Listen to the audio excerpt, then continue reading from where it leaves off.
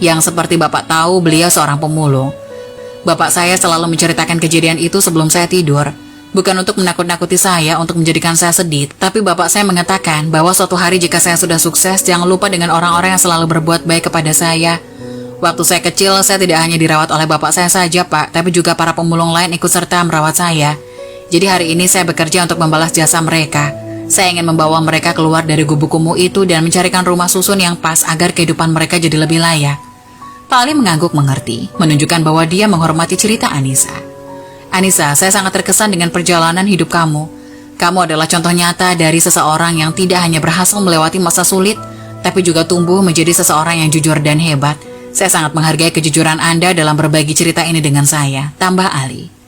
Perbincangan terus berlanjut hingga tiba-tiba Pak Ali meminta Anissa untuk datang kerja esok hari dengan membawa selimut bayi yang selalu Anissa simpan dan ia bawa hingga sekarang. Entah apa maksud dari bosnya itu, Anissa menurut saja. Pagi harinya pun tiba. Anissa membawa plastik hitam berisi selimut kecil yang ia janjikan pada bosnya. Tapi ketika ia masuk ke dalam ruangan bosnya itu, ia melihat wanita parubaya yang sangat cantik dan anggun duduk di kursi dekat bosnya. Ia mengira bahwa itu adalah istri dari bosnya. Di sisi lain, ketika pertama kali melihat wajah Anissa, jantung Umayyah langsung deg-degan. Tubuhnya bergetar hebat, ia merasa memiliki ikatan kuat terhadap anak yang baru saja ia temui hari itu. Entah mengapa air matanya tiba-tiba mengalir tanpa bisa dikendalikan. Dan tubuhnya langsung menyeret dan memeluk Anissa begitu saja. Ia sangat kaget dengan apa yang terjadi, bahkan ia belum tahu nama dari anak yang ada dalam pelukannya itu. Tapi rasa rindu mendalam terasa sangat menyesakan dadanya. "Maaf tante," kata Anissa sambil mengurai pelukan itu.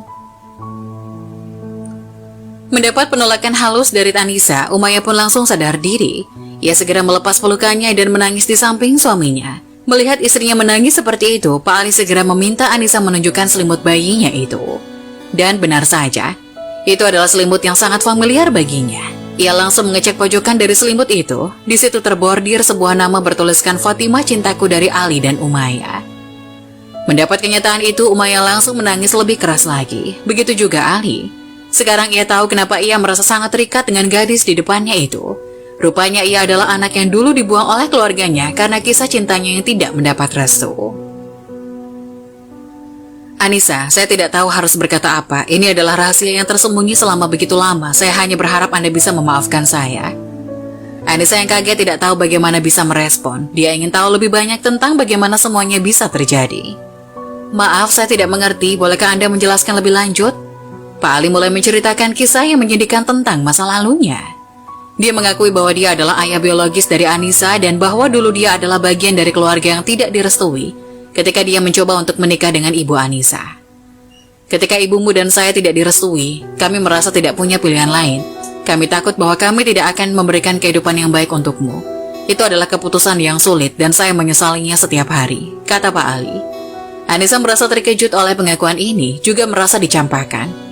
Namun dia tahu bahwa Ali adalah orang yang telah memberikan banyak dukungan dan kesempatan dalam hidupnya. "Saya masih bingung harus bagaimana mengetahui fakta ini, tapi saya juga tahu bahwa Anda telah menjadi bagian penting dari hidup saya. Tapi saya hanya ingin tahu mengapa Anda tidak pernah memberitahu saya sebelumnya," kata Anissa bingung. Mendapati hal itu, Umayyah langsung memotong pembicaraan mereka. Ia mengatakan bahwa Pak Ali ingin dirinya mengetahui dan mengenal Anissa lebih dahulu, dan akhirnya memastikan dengan menggunakan selimut yang ia tinggalkan dulu. Pak Ali merasa bahwa dia harus bertindak dengan segera setelah pengakuan yang mengguncang dari Anissa. Dia merasa perlu untuk menghubungi Suryadi, orang yang telah merawat Anissa dengan penuh cinta selama bertahun-tahun dan menjelaskan segalanya. Dengan hati yang berat, Pak Ali mencari nomor telepon Suryadi dan mengirim pesan singkat memintanya untuk bertemu. Suryadi setuju meskipun tidak tahu apa yang akan dibicarakan oleh Ali. Mereka bertemu di taman dekat rumah Suryadi. Udara terasa tegang saat mereka duduk berhadapan satu sama lain. Pak Ali mengambil nafas dalam-dalam dan kemudian menjelaskan segalanya kepada Pak Suryadi. Dia menceritakan bagaimana dulu dia adalah ayah biologis Anissa, bagaimana dia pernah berusaha menikah dengan ibu Anissa, dan bagaimana dia akhirnya memutuskan untuk menjauh dari kehidupan Anissa demi kebaikannya. Suryadi mendengarkan dengan cermat dan diam selama Pak Ali bicara. Setelah Pak Ali selesai, Suryadi terdiam sejenak, mencerna semua informasi yang baru saja dia dengar. Dia tahu bahwa ini adalah pengakuan yang sangat sulit bagi Pak Ali, dan dia merasa terharu oleh kejujurannya. Pak Ali, saya menghargai bahwa Anda telah memberitahu saya semua ini. Ini adalah pengakuan yang sangat besar.